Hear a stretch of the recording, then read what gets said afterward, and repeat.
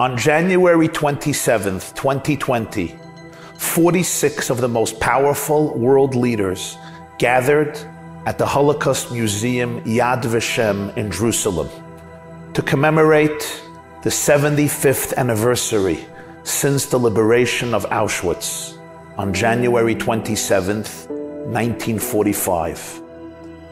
The individual chosen to represent the Holocaust survivors was 82-year-old Rabbi Yisrael Meir Lau, who lost much of his family in the Holocaust, and at the age of 8 was liberated from the Buchenwald concentration camp, later becoming the chief rabbi of Israel and a towering moral voice of our generation.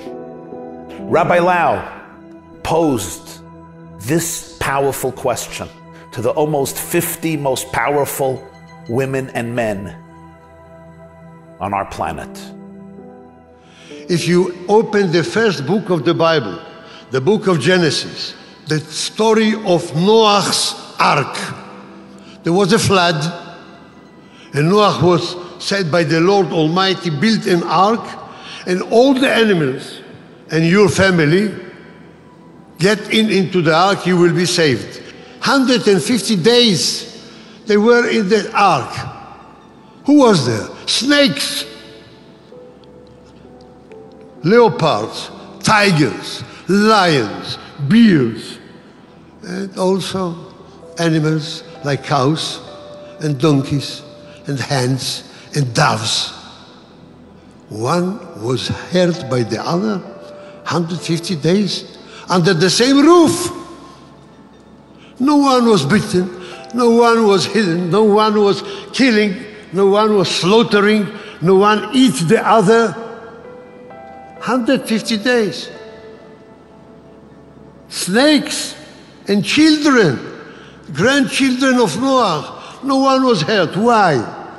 They behaved very nice because they knew that they must behave very nice because there is a common enemy outside of the ark, the flood. And if they will not behave nicely, Noah will send them out of the ark and they are liquidated. They will disappear. So they understood we must live in friendship because we have a common enemy. People, leaders of the world, our guest leaders, don't we have today common enemies? Don't we have a reason to understand what the snake understood in the ark of Noah? Can't we understand that there are common enemies? Leaders of the world is in your hands. One signature, you can decide upon millions of people.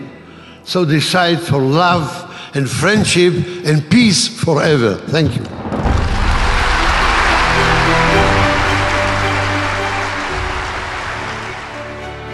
Love, friendship, peace. Indeed, just a few months later, the Abrahamic Accords were signed. A peace treaty between Israel and the United Arab Emirates and Bahrain, a historic treaty, the first peace treaty between Israel and two Arab countries without any strings attached.